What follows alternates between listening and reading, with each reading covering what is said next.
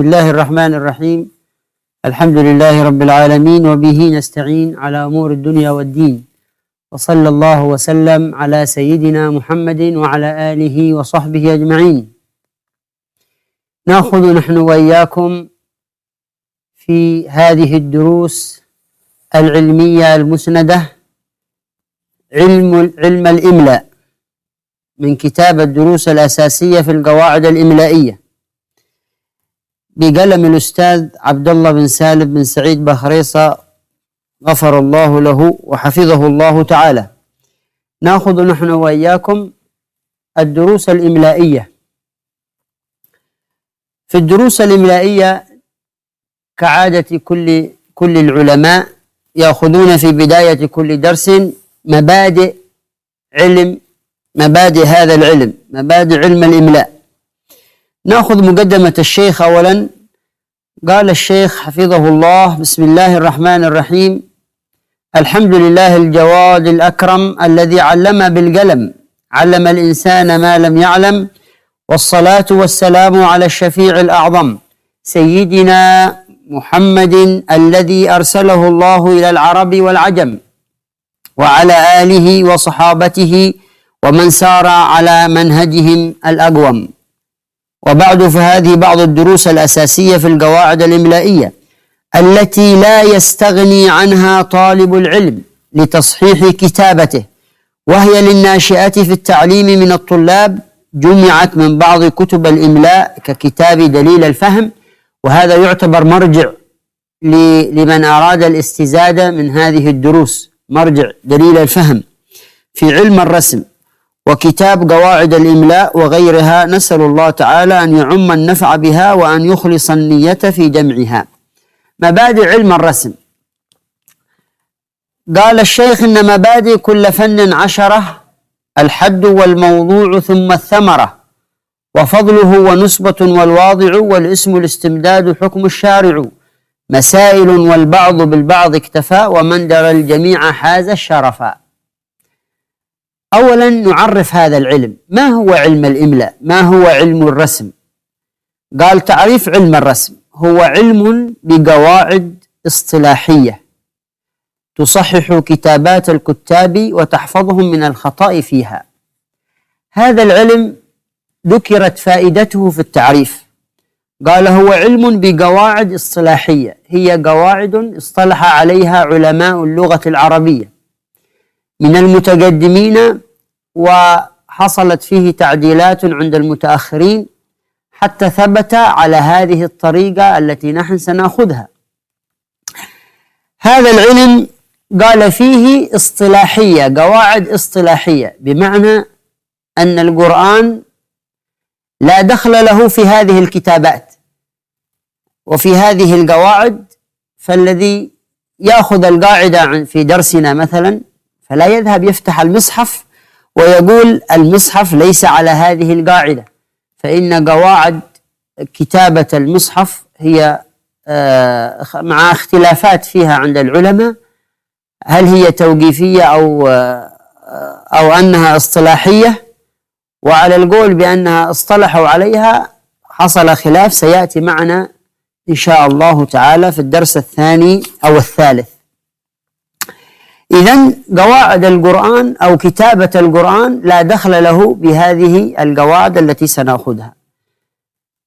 قال: تصحح كتابات الكتاب وتحفظهم من الخطأ فيها، لأن الخطأ في الكتابة سيؤدي إلى قراءة خاطئة، والقراءة الخاطئة تؤدي إلى فهم لهذه الكلمة فهم خاطئ، والفهم الخاطئ يؤدي إلى تصرف خاطئ.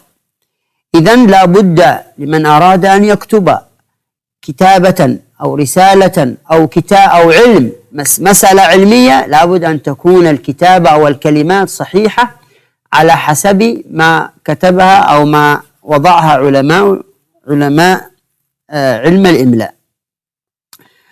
قال: ثمرته أولا أو موضوعه بمعنى الدروس التي سنأخذها فيه.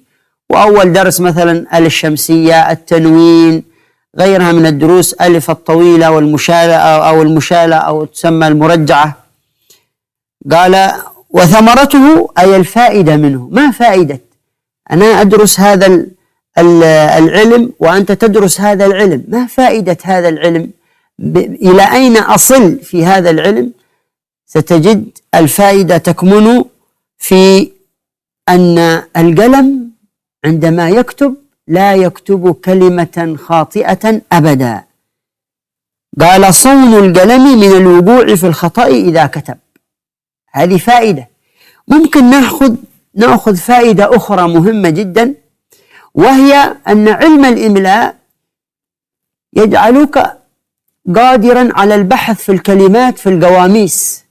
عندما تأخذ القاموس مثلا لسان العرب، أخذت كتاب لسان العرب تبحث عن كلمة، إن كانت كلمة كل حروفها صحيحة ليس فيها حرف علة فهذا أمر سهل، لكن إذا كان فيها حرف علة، مثل تبحث عن كلمة على، ماذا تقصد بكلمة على؟ إن كان قصدك في كلمة على بمعنى ارتفع أي فعل، تقصد على فعل، ستبحث عنها في العين، في مادة العين واللام والواو. من الذي أخبرك أن هذا واو رغم أن لا ننطق واو أو لا نرى على كتابة الكلمة واو؟ سيخبرك علم الإملاء أن الألف هذه إذا كانت طويلة فإن أصلها واو، عين من مادة العين واللام والواو، وإن كان أصلها ياء ستجد الألف مرجعة، مثل سعى مثلا اللفظ واحد، على وسعى اللفظ واحد، لكن كتابة الإملاء، كتابة الكلمة إملائيا ستجد أن على بمعنى ارتفع ألفها طويلة، وأن سعى ألفها مرجعة، بمعنى أنها ستبحث عنها في القاموس من مادة السين والعين والياء وليس والواو. فمعنى على بمعنى ارتفع، لكن إذا رأيت على فيها ألف مرجعة اعلم أن هذا حرف وليس فعل، أن هذا حرف وليس فعل. هذه فائدة. وهناك فوائد أخرى ذكر الشيخ أهم فائدة ما تصل إليه، وهو وقوع أنه صون القلم عن الخطأ عن الوقوع في الخطأ إذا كتب. فضله، يقصد العلماء بفضله أن ما نسبة هذا فضله على العلوم الأخرى.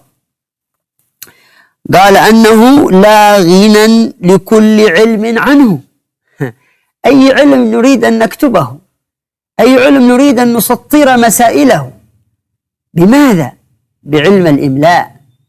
فمن كتب كتابة في علم خاطئة نقول أن هذا العلم لم يسطر صح، ولن يستفيد منه، أو لم يستفيد منه كثير من الناس، بل أغلب الناس.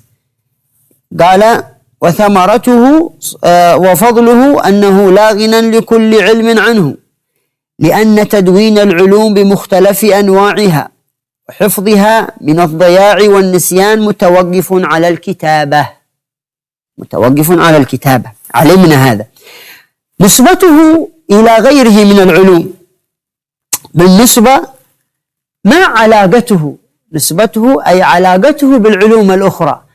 علاقته قال الشيخ أنه محل حفظها، أو أنه آلة لحفظها وتدوينها.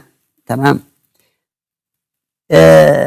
واضع هذا العلم، من الذي وضع هذا العلم أو أول من دون هذا العلم؟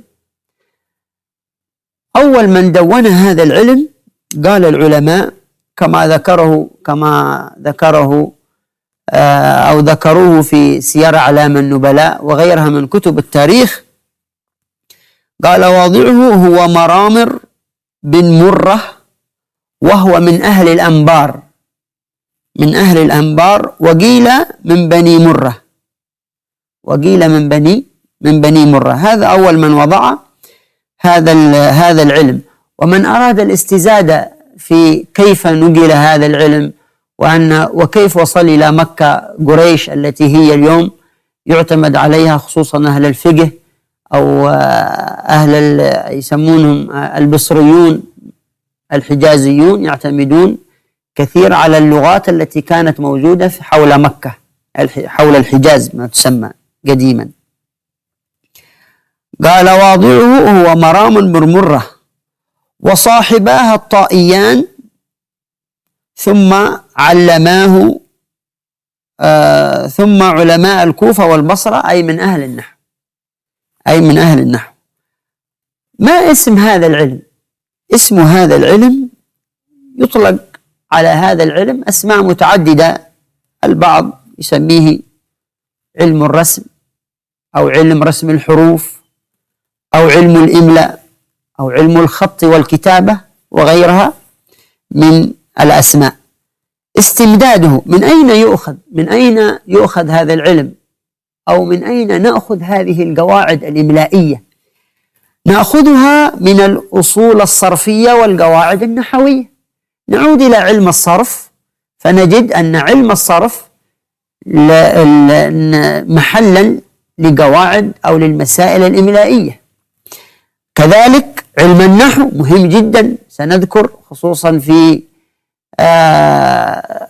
ضم الكلمة، ضم الحرف أو فتح الحرف له أثر في كتابة الهمزة مثلا. فإذا قلت علماؤها ستجد الهمزة على واو، إذا قلت علماءها ستجدها على سطر، وأثر فيها علم الإملاء، علم النحو. حكم تعلمه، حكم الشرع في تعلمه.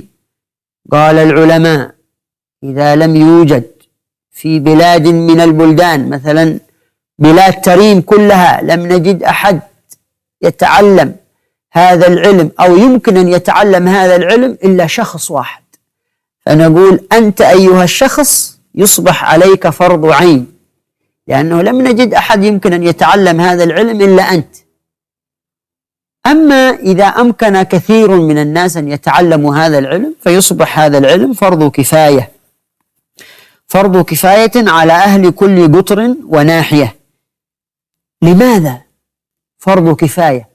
لأننا لا نستطيع أن نقرأ القرآن مثلا، أو أن لا نستطيع أن نقرأ أو أن نسطر العلوم الأخرى إلا بعلم الإملاء. قال ومعنى فرض كفاية أي إذا تعلمه البعض، عدد 3 4 10 15 مثلا تعلموه، سقط الإثم عن الآخرين، سقط الحرج عن الآخرين.